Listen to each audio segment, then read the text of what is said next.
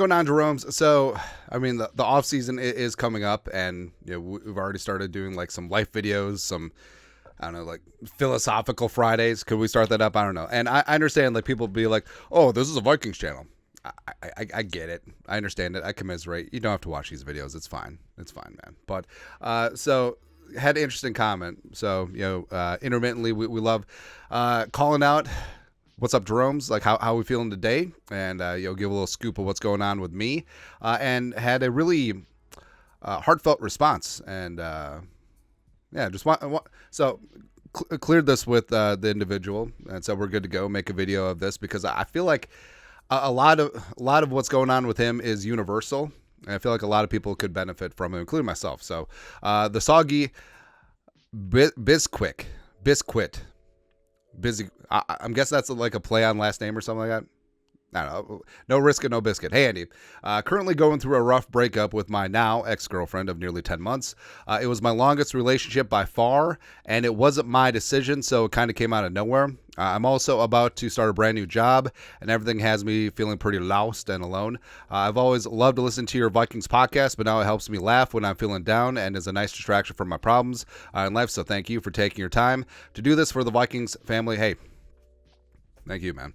I know I'm just a 22-year-old kid from Michigan that you don't even know, but you made a positive impact on my life, and I'm glad to be a part of the Jerome's Skull production value. So first off, thanks for the kind words, and it really is crazy and also humbling at the same time because, I don't know, just literally sitting in my basement office watching reruns of Hard Knocks and just literally just talking ish all day, and it's a lot of fun. And I know that people get some entertainment out of it. I know that people get a sense of community out of it. I know that people have connection of it because I've thought back too. It was like I've had down moments in my life, just like everyone has, and sometimes just being able to tune out what's going on in your life for a little bit, it just helps mentally so much because no one can be on 100% of the time. And I think of,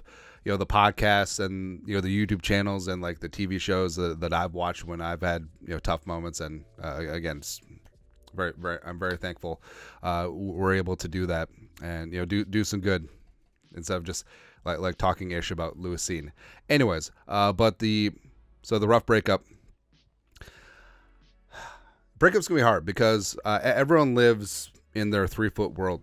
I know that's John Cena, but everyone always has blinders on, and it doesn't matter if you're 22, it doesn't matter if you're 42, it doesn't matter if you're 82. Like everyone is always so caught up in their ish that they can't really see the forest through the trees, and especially when you're young, like when you're in middle school, high school, college, getting out into your professional life, everything is the Alamo. Like everything is the end of the world because you don't really have life experience yet. And breakups suck.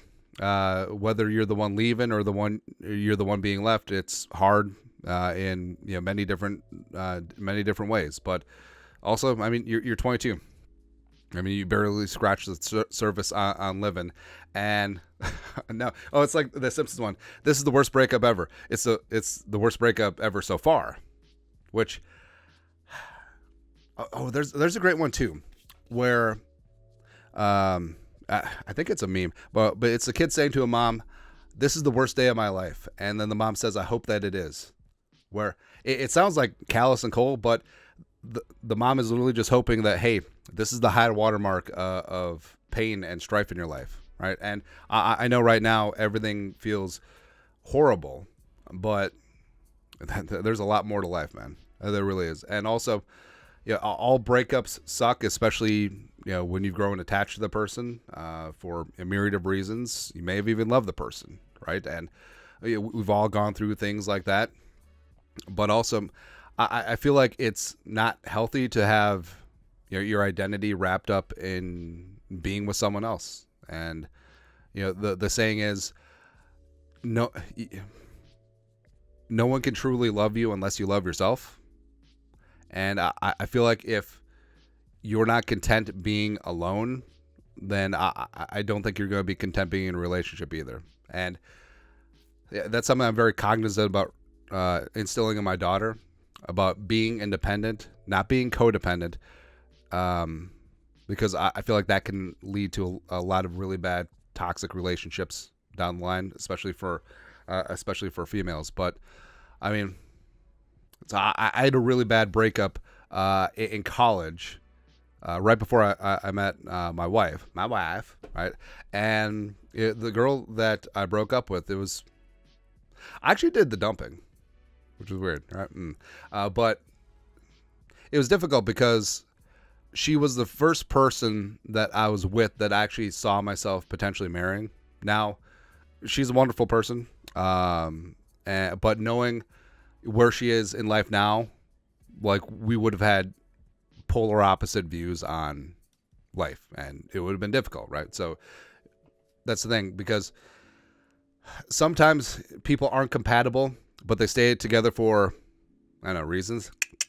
But as you get further down the line, like that gap just grows and shows, and it's not good. And sometimes people stay in bad relationships because they don't want to be alone, or just because that's all they've known. They become institutionalized, for lack of a better term. But I don't know. It's like, also funny story about this. So the ex actually worked at like a wedding dress store. I forget which one it was, but so my now wife came in to try on dresses, and the ex was the one who was attending to her. And of course she brought out like these, so my wife has always been, like a very small, skinny person, but the ex is bringing out like these 4XLs, like these carnival tent size dresses, just like, maybe you can slip into this one. I don't know, it's funny. Like I kind of respect the pettiness. not gonna lie, man, not gonna lie. But the whole thing about it is, like, I feel like, these are like stereotypes and cliches, but they're cliches for a reason. Like, you either win or you learn. And, even though it sucks right now, like, there's plenty of good lessons and good feedback that you can take away from this. Like, even if you don't get closure with the ex, I mean, just self-scouting, self-internalizing, like taking ownership, some reflection. It's like, hey, self-reflection of, hey, maybe I could have done better in this, that, or the other thing, or maybe this is a good thing or whatever. But also reflect, take ownership of the situation, but also don't beat yourself up. It's like, oh, she left me because of XYZ, because of this, because of that, or the other thing, right? But also, I mean, this is a great opportunity. Like, you're starting a new job, you're freaking young. Like, so I'm 38.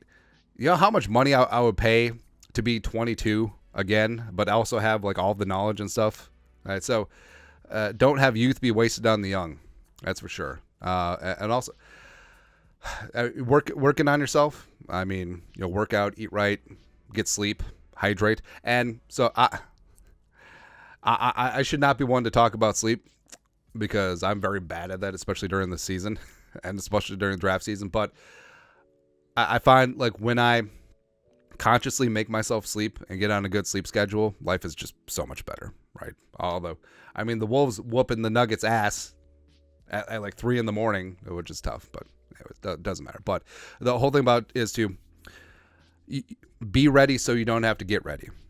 And that's a mantra that I try to live my life by, of be prepared and be revved up, ready to go. Because think about it, like, if you're, down in the dumps, and if this is affecting you, months, maybe even like years down the line. And again, there's no shame in that. I mean, a lot of people are still hung up on exes, and for whatever reason, for months and years. But say you cross paths with the person that you're supposed to be with, but you're still a mess, you're a wreck, you're sloppy, you haven't worked on yourself, you're not sleeping, you got some bad habits, and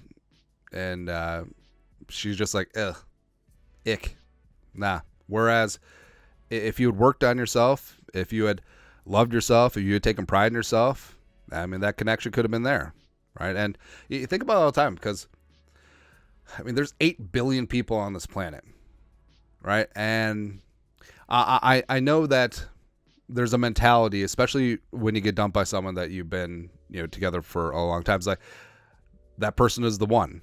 That person was my person. That was the person I was supposed to be with. It's magical. So I grew up in a small town of like 2,500 people.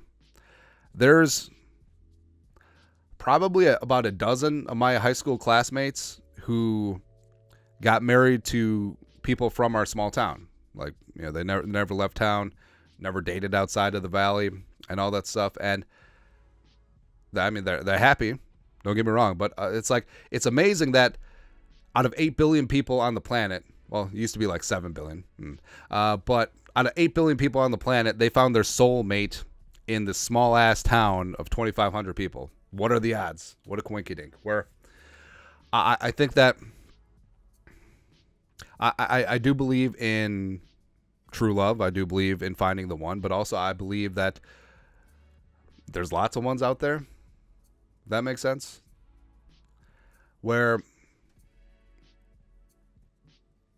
I know the romantic notion of finding the person that you can't live without, and finding your best friend, and I'm very lucky that I do have that. But I feel like the old cliche of there's a lot of fish in the sea. I think that there are. I think that there, again, 8 billion people on the planet. Could you say conservatively, like there's 100,000 people on this planet that you could end up with, and you could live a very, very happy life with, and be content growing old with, raise a family if that's in your guys' plans, and just live a good life? Yes, I think there is. Conservatively, 100,000 people out of 8 billion, yes, could easily see that. And also, so you see people who stay together, just to stay together, and we talk about Kwesi. We can bring it back to football. Talk about Kwesi picking up these high draft pedigree guys who bust, or medical guys, and the whole "Mama, I can change him." I don't know if you want to do that with your relationships, because people are who they are, right? And yes, I mean, people do change over time, but will they change in the way that you want them to? Like, can you mold them? Can you force a square peg in a round hole? That was not a euphemism. That was not code for anything. But I mean, at the end of the day, like, yes, it sucks that she dumped you, but would you rather she's coerced into staying and having someone be who they aren't? Where I feel like it's just never going to work. So I got a buddy who's got a job in the media and growing and showing, doing great things, right? And he's got these big time dreams about getting to a major market, getting to New York, getting to London, and doing that whole thing, just expanding, growing, showing, and not throwing him under the bus, but he's with a girl who is fantastic. She's really, really great, right? But you could tell, like, they're completely polar opposites as people, right? And yeah, opposites attract, but when things don't align, like career ambitions, things like family, things like, yeah, it's just not good. But so this guy doesn't want kids, big time career ambitions, wants to grow and show and all that stuff. And the woman he's with is very simple, not in a bad way. Simple life is fine. Like, I want a simple life, man. But simple, country as hell, would ideally be buried and live her whole life right next to the patch of ground where she was born. And you can have a very fulfilled life that way. Wants to have kids, wants to have a house, wants to have grandkids, wants to have great grandkids, live that simple life. It's never going to work. And I hope he doesn't watch this. Because as friends, like, you can't tell them as much as it sucks, because they have to make mistakes on their own. I don't know what it is, but so basically he's saying, it's like, so I've tried to subtly bring this up, but he's like, no, she says she wants to go to New York. She says she wants to go to London and Madrid and Paris and all this stuff, and baloney. Knowing both of the principles, baloney. But actions speak louder than words, and all of her actions align with her not wanting this life. But the guy is so gung-ho about it, and he's saying, hey, I can jam her into my life. Mama, I can change her, and everyone's going to be happy. Baloney. No. And the longer these things go along, the more resentment builds, the wider that gap is, and the more ill-fitting the parts become. And then eventually down the line, you're in a very unhappy relationship or marriage, 10, 15, 20, 30 years down the road, and you don't even remember why. All right, so I feel like every, like I said, breakups suck. Take some time, pick yourself up, but pick yourself up. Like I said, work on yourself, and there's always another at bat. On to the next one. And it's like, again, bring it back to football. Coaches and players, they don't dwell on losses. They get ready for the next week, and the next week, and the one after that. All right, so, I don't know what we accomplished, but hopefully it makes you feel better, the soggy biscuit. Yeah, but you win or you learn, and do some learning. Work on yourself, and be ready so you don't have to get ready. And people are who they are. That's it. That's all. Anyways, Dr. Jerome life advice. It's a stupid Chiron, but you guys are the best. You know what to do. Skull, production value.